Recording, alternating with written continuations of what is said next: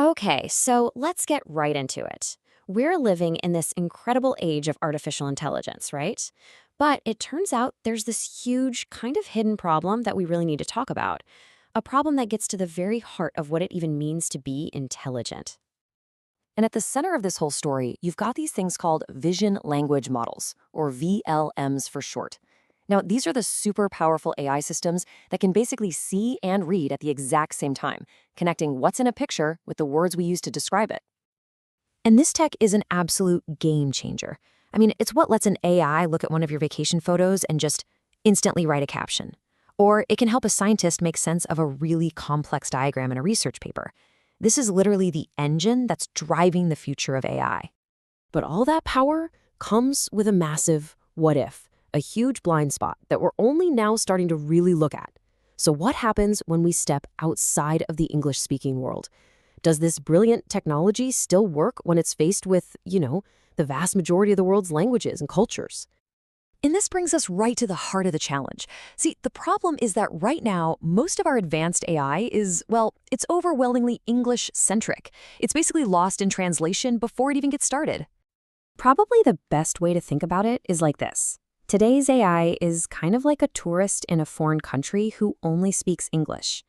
Yeah, sure, it can order a coffee and maybe ask for directions, but it's missing all the rich local context, the cultural inside jokes, the deeper meaning that truly defines a place.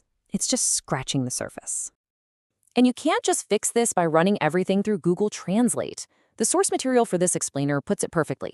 It says that just translating tests from English into other languages creates a cultural misalignment. It's kind of like asking someone to solve a riddle that only makes sense in another language. The results you get just aren't going to be accurate. Okay, now take a look at this slide because it shows the gaps so clearly. You see the existing benchmarks they use to test these AIs? MMU, MMT bench. They're English only. Even the one that includes Persian, you'll notice just relies on translated content. But then, look down at the bottom. Look at Mina. It's built from the ground up with original Persian content, and it even includes cultural nuance and tricky questions. This is a whole different ballgame.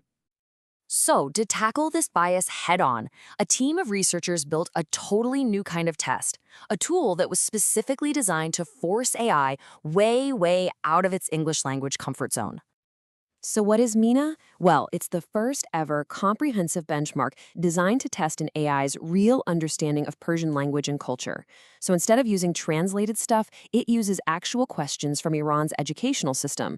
We're talking everything from primary school science to upper-level exams, and it even has a special section on Persian art and literature. And just to be clear, we're not talking about a small project here. Mina is a massive data set with about 7,500 questions. Now, to put that into perspective for you, creating a benchmark of this size with original, culturally specific content, that's a monumental effort. It's designed specifically to push these advanced AI models to their absolute limit. And here's a detail that I think brilliantly illustrates the whole point of the project.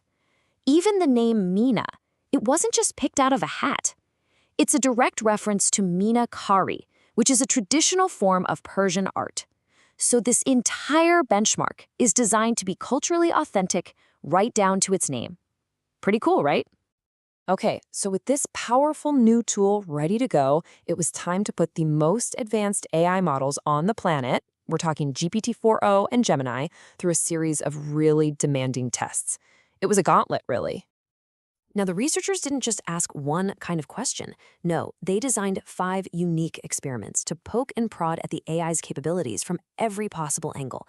They tested its basic knowledge, they checked if giving it a few examples helped, and they even asked it to describe the image first to see if that would improve its reasoning. But honestly, those last 2 tests, that's where things get really, really interesting. So what happens when you actively try to trick the AI? The wrong image test is just fascinating because it's designed to see if the AI is genuinely understanding the connection between the text and the image, or is it just kind of making educated guesses based on the words alone? And the results? Whoa, they were incredibly revealing. When they fed the AI an incorrect image, Gemini 2.0 Flash was way better at spotting the fake than the other GPT models were, especially when the questions were in Persian. This shows a critical difference in how these AIs are actually processing, or, failing to process, these mismatches between what they see and what they read. But across all of these different tests, another major finding started to emerge. Whenever the AI was faced with questions from higher educational levels, it consistently stumbled. I mean, to put it simply, AI struggles with school. Seriously, as the difficulty ramped up, the AI's accuracy just plummeted. This was especially true for really complex subjects, like advanced math and chemistry, things that require multiple steps of reasoning. It really proves that while these models are great at knowing facts, they're not yet masters of deep, logical thinking. So, what's the final verdict here? After all of this, what do these tests tell us about the future of artificial intelligence and, the path we need to take to get there? So, what's the really crucial point? It's this number. The research found this huge performance gap, somewhere between 10 and 19%, between an AI's ability to just recall knowledge and its ability to actually reason. You can think of it like the difference between memorizing a dictionary and actually writing a story. And this gap, it gets even wider in non-English languages, proving that true understanding is still a massive hurdle. So let's boil it all down. The takeaways here are crystal clear. AI is still more of a fact checker than it is a problem solver. It can be fooled pretty easily by misleading images, a problem we call hallucination, and it has a really long way to go in mastering advanced subjects. The only way we're going to fix this is by building more datasets like Mina, forcing AI to learn about the entire world, not just the English-speaking part of it. And that really leaves us with one final and kind of provocative thought. If an AI can't understand the rich tapestry of the world's diverse languages and cultures and all the different ways of thinking, can we really call it intelligent? That's the big question we're going to have to answer as we build the next generation of AI.